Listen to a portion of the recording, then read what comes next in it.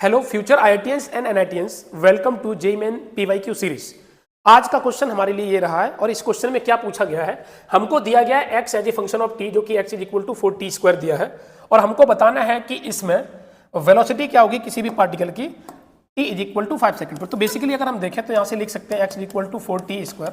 इसका करिए differentiation, differentiate करने से ये वेलोसिटी होती है और इसी को हम लिखेंगे 8t। किस टाइम पर चाहिए तो हम चाहिए 5 सेकंड पर, तो आप 8 इंटू 5 लिखिए। यहाँ से हमारे पास आंसर हो गया 40। तो हमारे पास वन ऑप्शन इज करेक्ट, तो ये इसका आंसर हो गया। आपके लिए इस पर एक होमवर्क है और उसको कमेंट बॉक्स पे बताना कि इसका आंसर क्या होगा। हमारे पास लिखा है यहाँ पर 3t स्क्वायर प्लस का 2t और माइनस का 1। हमको फाइंड करना है velocity at t is equal to 2 second और साथ में एक्सेलरेशन भी फाइंड करना है t is equal to 2 second पर। ओके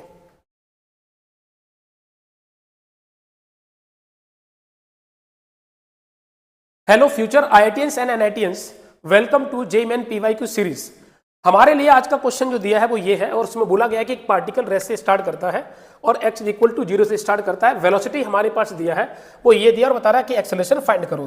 तो बड़ा सिंपल सी बात हो गई यहाँ पर कि हमको अगर v दिया है 4√x, तो हमारे पास v as a function of x है, इसके लिए a को लिखना चाहिए v dv/dx। आप यहाँ पर इसकी वैल्यू को उठा के रखो तो v दिया है 4√x। अगर मैं इसका डिफरेंशिएशन करता हूँ dv/dx तो हमारे पास ये वैल्यू बननी चाहिए 4/2√x। इसकी वैल्यू उठा के आप यहाँ रख दीजिए तो हमारे पास मल्टीप्लाई हो जाएगा 4/2√x। √x कटा, हमारे पास ये हो जाएगा 16/2, 8 आंसर। तो 8 हमारे पास आंसर। तो बड़ा सिंपल फॉर्मेट का क्वेश्चन जेईई मेंस में पूछा गया है।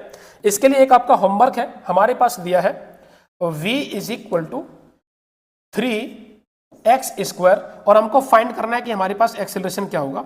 ए हमको फाइंड करना है as a function of x। ये हमारा क्वेश्चन है, इस फॉर्मेट में हमको इसको सॉल्व करना है। ठीक है, ओके।